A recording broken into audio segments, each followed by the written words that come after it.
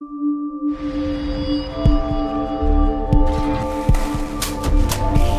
it that it's some really practical information and some really practical tools for you to improve your life and make your life a better place to live. So this is part two of a video that I have linked in the description, part one. So you can check out part one if you're interested, but the information here should stand by itself as well. So once again, I'm going to be referring to and borrowing from this awesome book, Dialectical Behavioral Therapy Skills Training Manual. It's available on Amazon. Lane Peterson is a really, really bright, sharp guy who's written some great books about DBT, and he is the one who trained me in DBT. So sorry, Siri is bouncing off here. Excuse me. Isn't that interesting that our devices pick up our voices and start talking to us? So, in any event, here we go. We're back with distress tolerance part two. And the skill, one of the things that DBT uses is it often uses acronyms to help us remember the skills and the tools that are packed into the system. And so the acronym ACCEPTS is the acronym for the day. And we are talking about distress tolerance, and we defined distress tolerance last week as skills that we use when we have a problem that we can't solve immediately. Either it's something completely outside of our control, or it's something that we can't solve at the moment, but we're having some really kind of distressing emotions where, frankly, we're kind of freaking out about it. And so if in order to get to a place where we can solve it or to manage our emotions if it's a problem that we can't solve, then we use distress tolerance skills. And distress tolerance it's about, the irony here is that the first step that we need to take when we are in a crappy situation in our life in order to move forward with it is to accept it. And people might say, what do you mean, accept it? That's ridiculous. This situation sucks. It's awful. I don't want to be in it. Why would I accept it? But really, change is going to come from a place of acceptance. And I can explain that. It's not just kind of politically correct, nicey nicey, every kid gets a medal talk. It is actually really practical, and here's why. I'm looking for there's my eraser. So I'm going to come back to that. I'm going to give myself a reminder about the OK Corral. But as we've learned in the past in these, we have our three parts of our brain. We have our thinking part, we have our emotions, we have our instincts. Right in here is this alarm switch. This is a review for a lot of you that have been watching. But right when our alarm switch is turned on, we go into survival mode, and that is we're effed. When we're in survival mode, we're effed. We're in fight, flight, or freeze. Fight is anger, flight is fear, freeze is depression. Okay. And when our alarm switch is off, we're in thriving mode. And thriving mode is, about flow and freedom and fortitude, and we're in good shape when we're in thriving mode. Now, this is where we can do all sorts of problem solving. This is where we have equanimity, where we have poise, where we have rational thinking. But when we're effed, when we're over here, when we're either angry, afraid, or depressed, we actually shut off our rational thinking mind. Well, why is that? Because if a tiger's coming at my throat, my brain is in survival mode. If a tiger's coming at my throat, I don't want to think, should I go left or right? So our brain is actually designed when we are distressed to turn off our higher thinking capacities. So some of you might notice that when you're distressed a lot, your memory is not as good, you're not as sharp, you're not as able to think creatively outside the box. So this is why distress tolerance skills are really necessary. Even if we're able to get to a problem-solving place in our lives, when we are able, I should say, because we can always get to a problem-solving place. Sometimes situations are really out of our control, but we can always do something to make it better. But really the first step is accepts, because it is through acceptance that we will turn off And I don't just mean an intellectual experience of acceptance, but actually getting to a place of equanimity that we will turn off the alarm and turn on the thriving mode, which will turn back on our thinking, rational, highest brain capacities. So when we are kind of freaking out, when we're panicking, when we are really distressed, then we're going to be in a counterproductive state. We need to change our state so that we can get into a better state of mind, so that we can actually problem solve, so that we can actually work with the situation. So this is where DBT comes in, and it says, let's use this accepts as the whole acronym to tell us about the tools that we can use for distress tolerance. Now, the first tool that I want to share with you, which is why this is DBT-Plus, is because I add some things into it that are beyond DBT. And that is something I learned along the way called the OK Corral. So ask yourself this question. Is this situation okay? Am I okay with this situation? And if you're in distress, the answer is going to be no, right? However, can I be okay that it's not okay? So at first, the situation's not okay. But can I be okay that it's not okay? That's acceptance. And you can keep wrapping circles around until you get to a place where you're okay that it's not okay, that it's not okay. Right? And it's a little bit of a cognitive trick, and maybe it's a little bit silly, but that's okay. But it's a cognitive trick to get you to the place where you're okay. And once you tell your brain that you're okay, once the thoughts that are generating in your head are like, okay, I'm okay that it's not okay. Well, then you're at a place of acceptance. That acceptance is going to result in a degree of equanimity.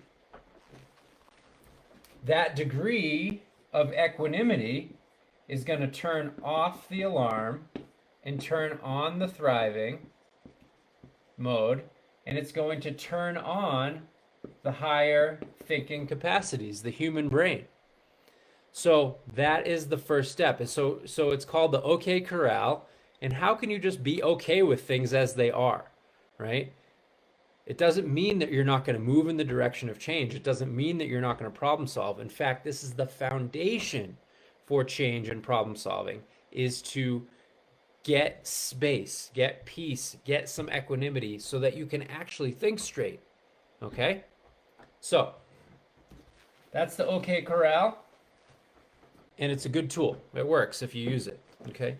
So now we're going to go on to the specific acronym that DBT uses in the distress tolerance model, and that is accepts. And what does accept stands for? The first thing it stands for is activities. So if you're following along, this is not, one of the great things about DBT is it's not rocket science. It's actually simple, but it gives us a framework. It gives us a structure to be like, oh yeah, of course, that's what I need to do. And it helps us to kind of keep organized in difficult situations, in difficult emotions, where we can kind of lose track of ourselves. We can get out of control. We can feel really, really upset. And then this gives us a container to remember, okay, what's it? Okay, distress. I'm totally distressed. Okay, accepts. Okay, yeah. Okay, corral. Okay, can I be okay that it's not, am I okay with this? No, I'm not. Can I be okay that it's not okay? Okay, yeah, I'm okay that I'm not okay. I've been in a place where I'm not okay before, and I'll be okay again, right? So now we're starting to get accepts. We're starting to get an inner dialogue that is going to turn off the alarm switch. We maybe take some deep breaths, and then we remember, well, what does the acronym ACCEPT stands for? Well, it stands for activities.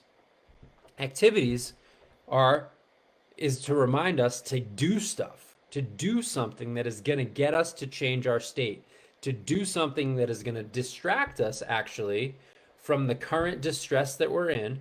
Because remember, healthy distraction is really appropriate sometimes. And so I'm not necessarily talking about distracting yourself with, with a pint of ice cream, although I'm not opposed to ice cream every now and again, but I'm not talking about, 10 episodes of Netflix. I'm talking about activities that have a positive result in your life and move you in the right direction and are going to get you into a place of clarity and resolve, right? So here's the tricky thing about activities. You cannot wait until you feel like it. And I tell this to people all the time who are depressed. But it's true also of anger. It's true also of fear. Fight, flight, or freeze. Remember that. Fight, flight, or freeze is anger, fear, depression. And so if you're in any of those states, you are not going to want to do activities that are going to help you get out of that state. If you're waiting until you feel like it, you're going to be waiting a long time. And so there is a point, and this is another thing that I love about DBT. It's straight shooting. It's just like, there's a point where you have to do it anyway, even though you don't want to. And so doing activities that you used to find enjoyment in, or that one point help you feel calmer or something like that, is a really good place to start. And so activities, if you're depressed, you're not going to feel like exercising. But that is precisely what you need to do. If you're angry, you're not going to feel like, going for a walk in nature. But that might be precisely the medicine that you need. If you're afraid, you might not feel like slowing your breath down and getting still, but that might be exactly what is going to help you change your state.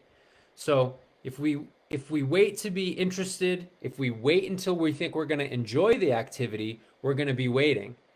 But if we engage and we get moving and we get into the activity that in the past has worked, then the good feelings will follow, and the results will follow, and the reduction in distress will follow. So this acronym, this activities, is a reminder to say, get up and do it anyway. Get moving, do something different, okay? The second part of the ACCEPTS acronym is contributing.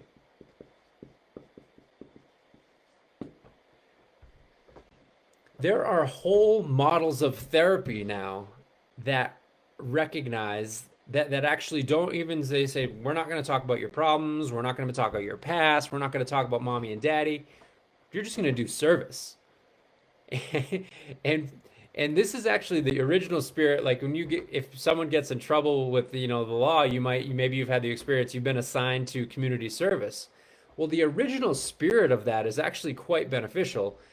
I've worked with a lot of clients that end up having some of those assignments, and it can get to a point where it's just like they're doing something meaningless, and it doesn't really get at the original intent. But the original intent of community service is that we are designed biologically. If you think about it, and you think about our evolution, and you think about our nervous system, and then just the natural evolution of how we've evolved as a human species, is that we are designed to be rewarded neurologically and biologically and chemically for contributing to the greater good. So for contributing to something greater than ourselves, to helping out the village, to helping out the tribe, to helping out the community, gives us literally the neurochemical boost that will lift us completely out of depression or settle our anxiety. We get all sorts of oxytocin, endorphins, all sorts of positive chemistry going on when we contribute to something greater than ourselves. And it doesn't need to be huge stuff. We can get bogged down in thinking, oh, well, if I can't, volunteer weekly at the soup kitchen, then whatever, forget it, it's not worth it. And it might be even an additional challenge in COVID times to figure, well, how do I contribute? But most of us are still going to the grocery store, right? You can contribute. You can contribute by smiling, even though you have a mask on. You can smile with your eyes. You can say hello. That might be contributing. You can, give a compliment. You can hold a door. You can, you can offer to help someone with their bags. All these little things, these random acts of kindness, whether you do them, whether you're involved in a specific volunteer program at your church or in your community or something like that, or you're doing these little random acts of kindness.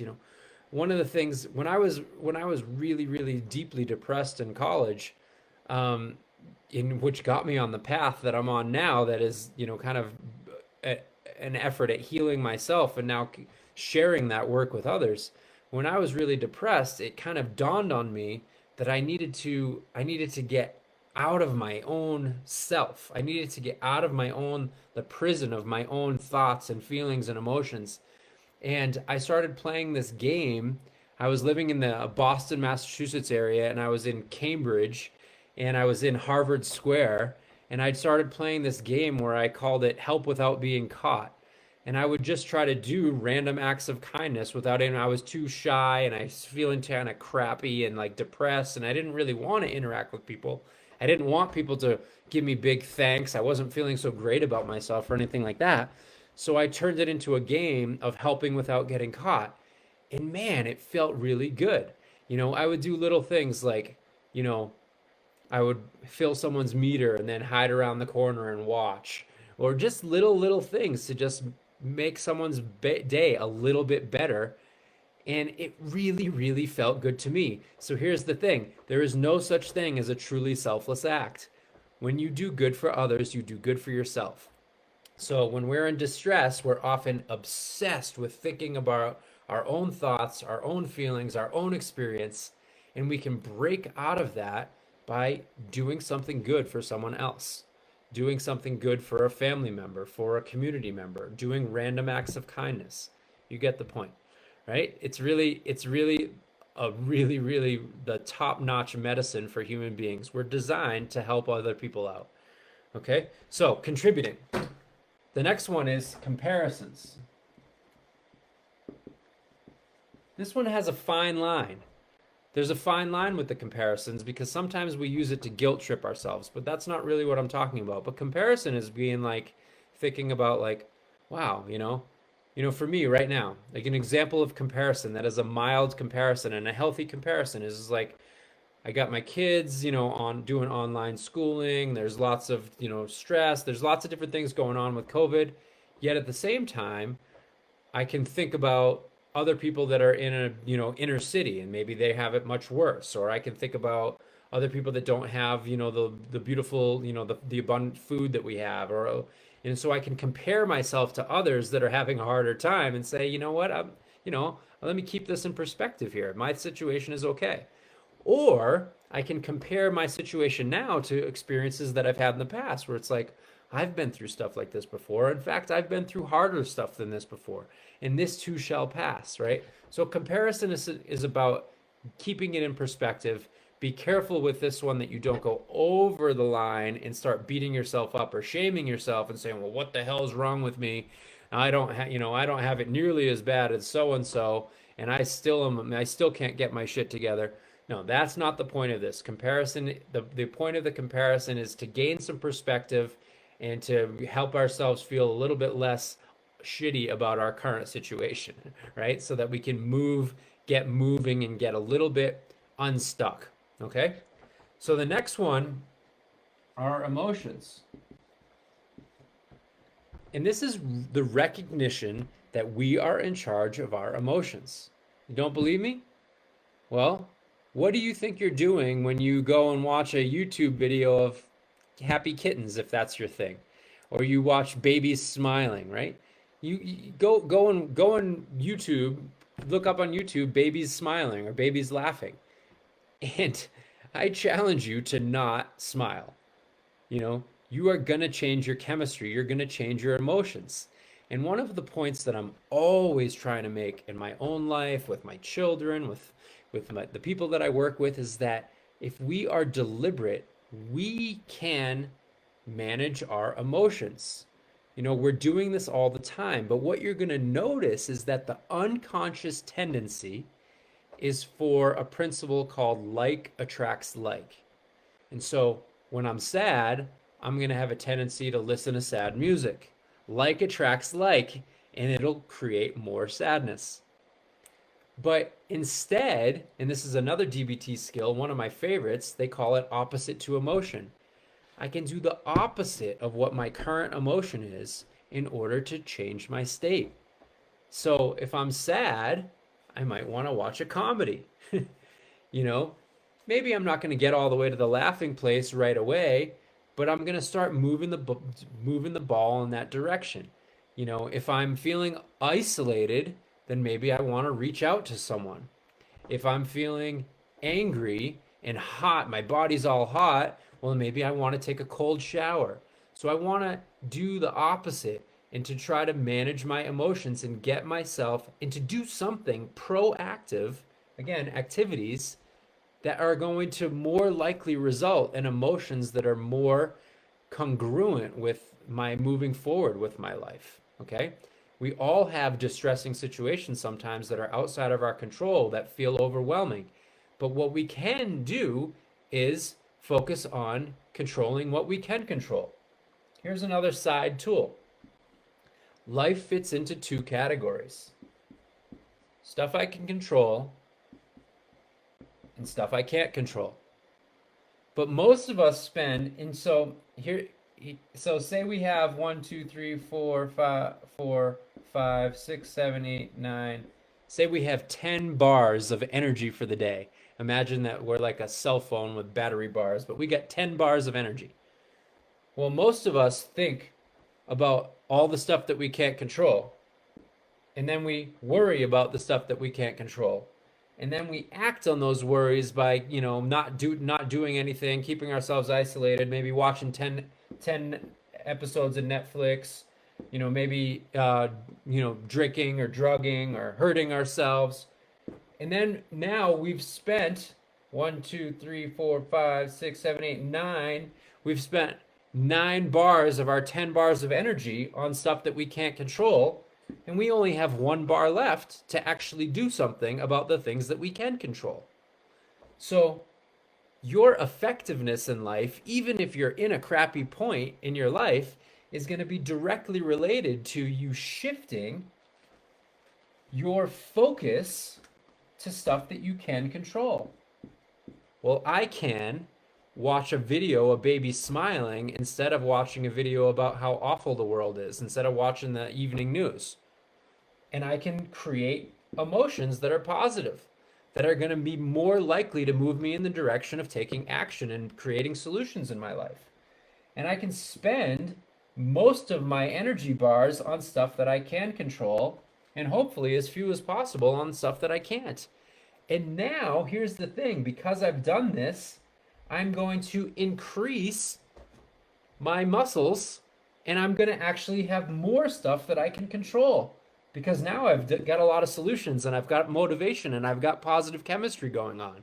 So I'm actually going to increase my sphere of influence that I can control. So that's a little sidebar. Again, DBT+, you're getting a little extra here. And then, so the next one, the P is for push away. And this is another cognitive trick. And I'm going to add another plus here because I'm going to talk to you about neurolinguistic programming.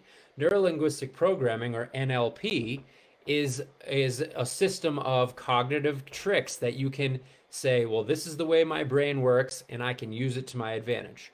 So when I'm pushing away, what that means is, in the DBT manual here, Lane talks about, imagining that you put your problem in a box and you lock it up, or you maybe even write down your problem and put it in a shelf and you lock it up and say, I'm going to deal with that later. And it is deliberate procrastination. But the point is that it's deliberate. We recognize that it's still procrastination. You're going to have to pull that thing out when you're ready, but you're going to give yourself an opportunity to lower your distress levels, to get some positive stuff going in your life before you pull that thing back out of the box and start working on it. Okay? Nothing wrong with doing that. It's a skillful means. If you're feeling overwhelmed, there's nothing wrong with wrapping it up in a container, either psychologically or literally, and saying, I'm going to take care of that tomorrow. Now, the risk is that you keep saying, I'm going to take care of that tomorrow. Obviously, eventually you're going to need to tackle this. But if you push it away and then start doing this other stuff so that you start feeling better, then you're going to have the energy to do it and you're going to feel more motivated. So you're still being proactive, but you're just procrastinating the particular distressing problem. Okay? Now, an NLP trick is to visually, in your mind's eye, is if you see a problem and the farther away you make that problem, and I like to think about if you've ever seen the movie Spaceballs, the very beginning where the letters of like it's the spoof on Star Wars and the initial credits are rolling and they're getting farther and farther and farther away. Well, I like to do that with my problems. I have an image of my problem or whatever, and I think about it getting farther and farther and farther away and getting smaller and smaller and smaller and dimmer and dimmer and dimmer to the point where I can barely even see it, and then it maybe even disappears into the void in the distance. Well, what you're going to notice is that when you do that, your emotional reaction level is going to go down and down and down and down. The farther away you imagine a problem, the harder it is to see, the smaller it is, the more you're going to decrease emotion. If it's a positive thing, on the other hand, the closer you imagine it, the bigger it is, and the more you are in it, the more you're going to increase emotion, right? So if I have a image of a smiling, happy, loving baby, and I close my eyes and I bring it closer and closer and closer, and it's so big that that big smile is like surrounding me and it's bright, I'm going to feel even more positive emotion. And the opposite is also true. So we can push it away literally in our minds psychologically and use this little cognitive trick to help ourselves out. Okay? So the next one is thoughts. And again, these are all in a similar vein. And the one about thoughts is like, again, using thoughts, using purposefully distracting thoughts to move away from the distressing thoughts. And a classic example of this, again, not brain science, not super profound, but is like to count to 100. But do something that's a little bit cognitively difficult, like count by threes or something like that. 3, 6, 9, 12, 15. It doesn't have to be super hard, but enough of a thing that it's going to activate or count backwards. Say the alphabet backwards or something like that. When you do these things, what you do is when you start doing these counting tricks, you're activating this part of the brain. Well, the distress alarm is down here.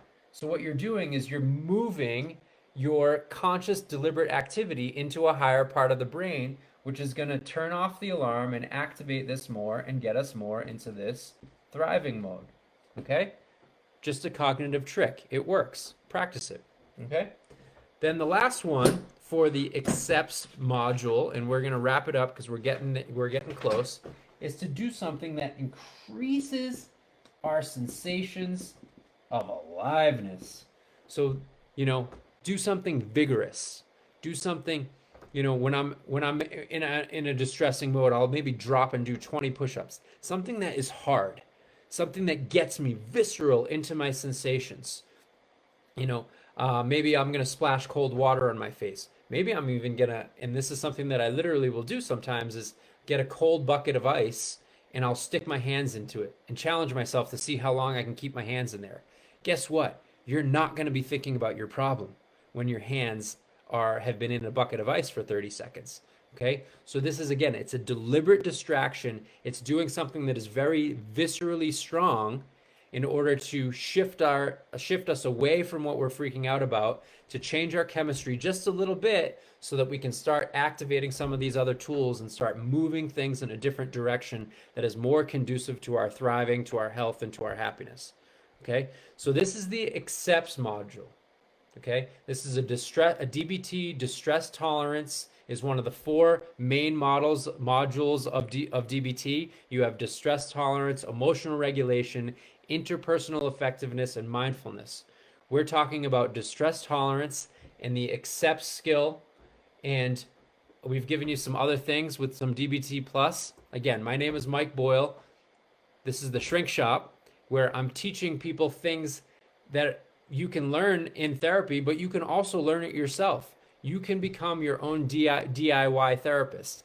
And in this style of work that I promote, my job is to work myself out of a job. My job is to empower you with the skills and the tools that you need so that you don't need to come see me anymore. And so here we go. I'm working myself out of a job by doing these videos. If you like them, please like them. If you like them that much, please share them and subscribe to my YouTube channel and all that good stuff if you want to keep getting updates. And I love you all. Have a beautiful day.